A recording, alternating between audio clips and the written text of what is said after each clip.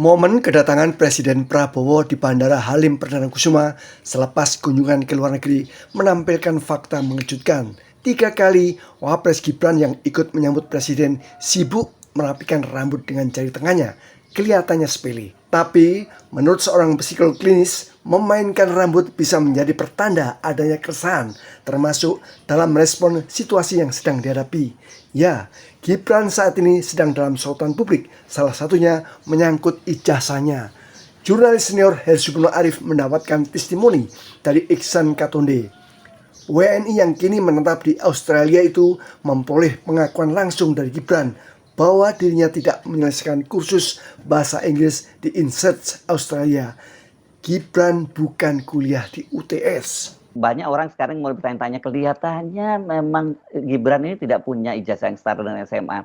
Tapi apakah seperti itu? Nah, ada seorang warga negara Indonesia, namanya Pak Iksan Katonde, yang dia ternyata pernah mengantarkan Gibran ketika Presiden Jokowi berkunjung ke Australia, dan pada waktu itu Gibran mengaku bahwa dia memang tidak menyelesaikan pendidikannya di Australia.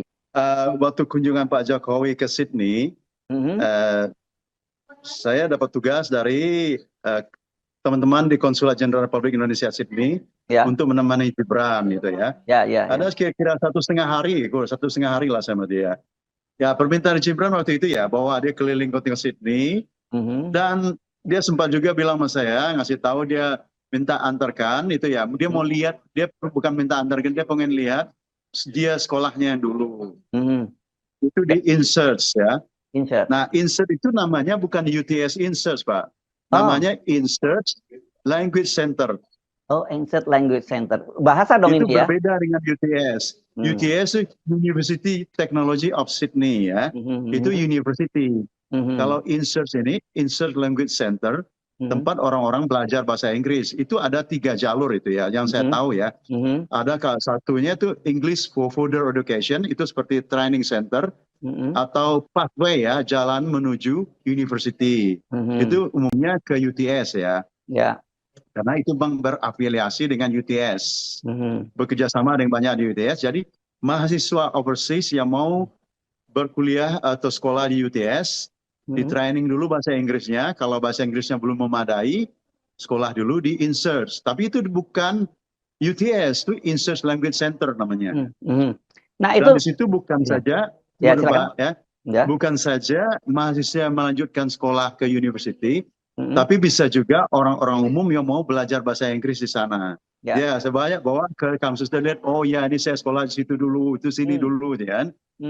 Nah, jarak antara UTS University Technology Sydney dengan INSEAD Language Center itu sekitar 300 meteran ya, 300 meteran itu, nggak jauh ya. Jadi ya, dekat kali ya. INSEAD itu dekat ke Chinatown.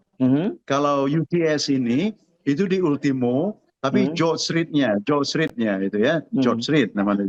Kalau INSEAD ini agak ke dalam, itu dekat Chinatown. Nah, umumnya orang-orang sekolah di INSEAD itu orang-orang Asia yang tidak bisa berbahasa Inggris. Jadi kalau sekarang disebut bahwa misalnya Gibran itu cukup lama di sana sampai 3 tahun, itu menurut pengakuan dia tidak seperti itu gitu ya? Tidak seperti itu. Dia bilang sekitar 6 bulan. Waktu itu dia ngomong saya tanya kan, lama di situ Pak? Ya sekitar 6 bulanan. Saya 6 bulan terus pulang ke Indonesia. Tapi saya tahu kalau program INSEAD itu untuk orang asing itu ya, itu sekitar 9 bulan, 8 atau 9 bulan lah gitu.